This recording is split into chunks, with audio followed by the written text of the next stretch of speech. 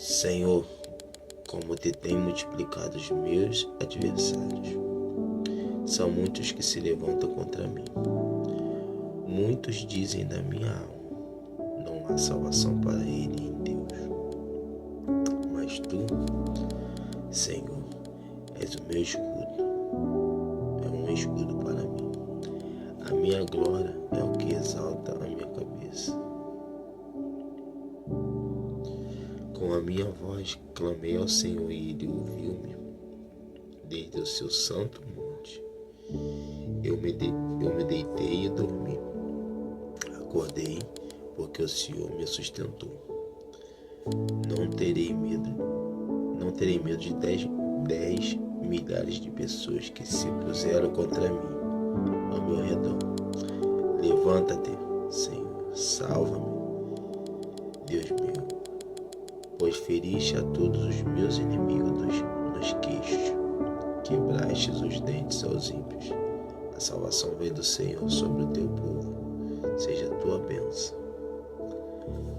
A família aqui, Davi, ele está fazendo essa oração para Deus, né? Quando ele estava fugindo do seu filho Absalom.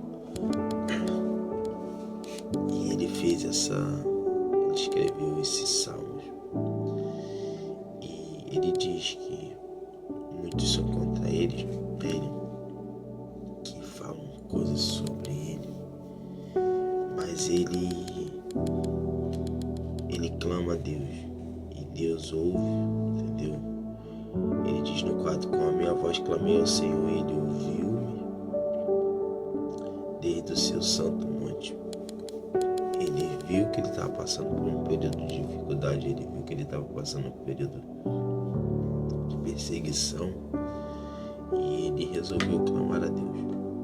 Ele não questionou, ele não ficou murmurando, parado, prostrado.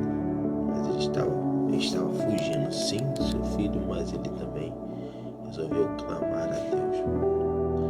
Ele diz também: não terem medo de 10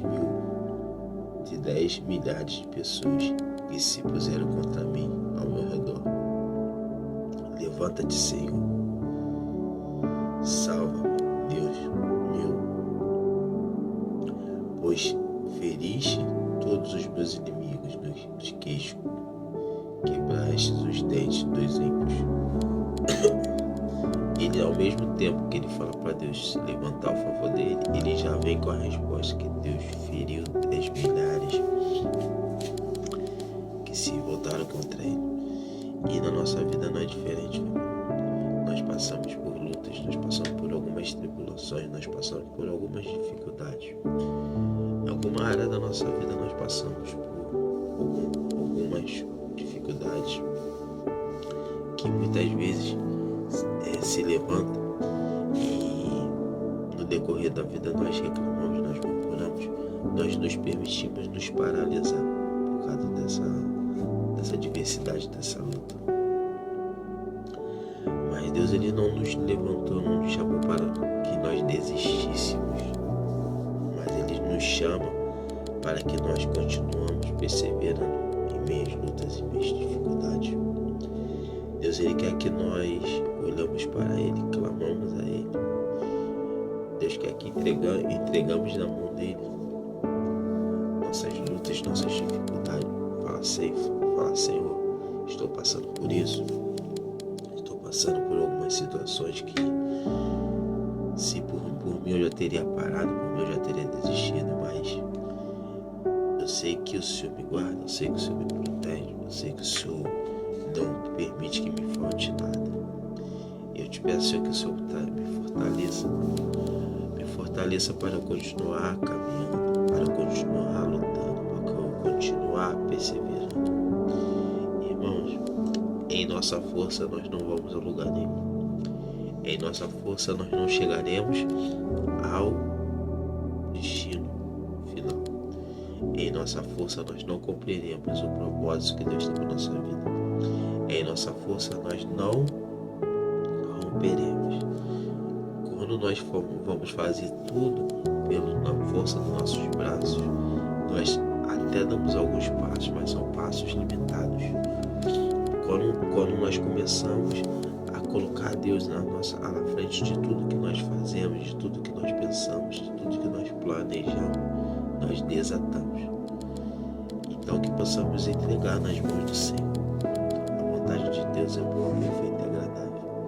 Mas que para nós poder vivermos a boa, perfeita e agradável vontade do Senhor, é necessário que nós nos posicionamos no centro da vontade do querer dele. Só vive a boa, perfeita e agradável vontade de Deus quem se posiciona no centro da vontade dele. O 8 diz assim, o 3:8: a salvação vem do Senhor sobre o teu povo, seja a tua bênção. A salvação, ela vem de Deus. A salvação que nós estamos, tanto que nós almejamos, tanto buscamos, tanto desejamos, vem do Senhor. Mas só tem como eu viver, estar na salvação do Senhor se eu me posicionar no centro da vontade dele. Não tem como eu falar que sou salvo se eu não faço a vontade. Se eu não tem como eu falar que eu vivo as maravilhas de Deus se eu não estiver posicionado no centro da vontade dele. Davi, ele foi conhecido como um homem segundo o coração de Deus. Ele passou por alguns momentos de perseguição. Ele também cometeu alguns erros no longo da sua caminhada. Ele cometeu algumas coisas que desagradaram a Deus, mas ele entendeu que não era o pecado que ele tinha cometido que iria para ele, mas o posicionamento dele perante o erro que cometeu. E ele sempre se voltava para Deus, ele sempre clamava a Deus e ele seguia em frente, ele não cometia os mesmos erros. Davi era um homem como eu, como você, era um ser humano, e ele não estava livre de errar, de pecar.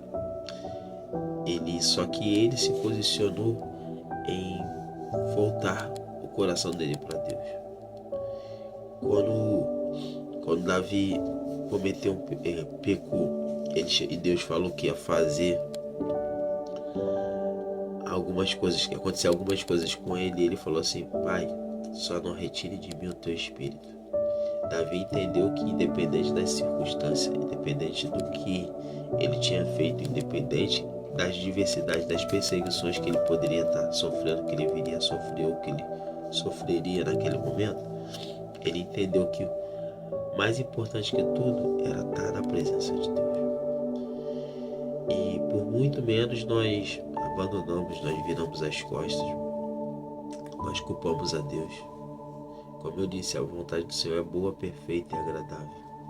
A gente só consegue viver a boa, perfeita e agradável vontade do Senhor se nós nos posicionar por centro da vontade dele.